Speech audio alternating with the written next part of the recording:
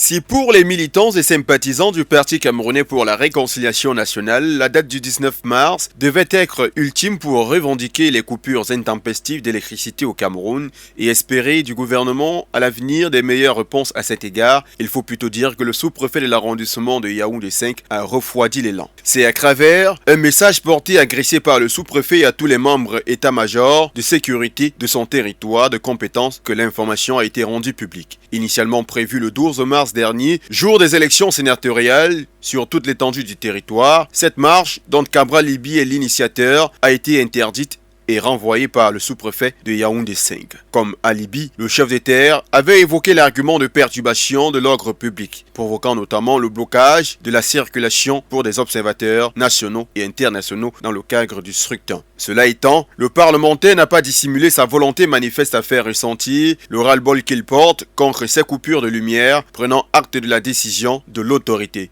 À cet effet, il s'est une fois de plus lancé dans une autre activité épistolaire dans laquelle il a agressé à nouveau le 10 mars dernier une autre déclaration de manifestation au sous-préfet. L'objet de la manifestation ici reste le même. Une marche de protestation contre les coupures intempestives malgré les multiples annonces de solutions qui entraînent des dommages incommensurables dans les ménages et dans l'économie du Cameroun. Pour ce dimanche 19 mars 2023, de 14h à 16h, il a donné comme itinéraire Yaoundé Omnisport, sur la terre, Mobile Omnisport, Total Ngosso. Pour rappel, l'ancien candidat à la présidentielle de 2018 a été invité à une concertation par le ministre de l'Eau et de l'Énergie, Gaston Elundou Essomba, mercredi 15 mars dernier, à l'effet d'une concertation autour de ce problème de délestage qu'il soulève. Au cours de cette rencontre, le membre du gouvernement devait en effet donner à Cabral Libi les raisons de ces coupures. Seulement, aucune information n'a encore filtré sur le contenu des échanges qu'ils ont eu tous les deux. Pour l'heure,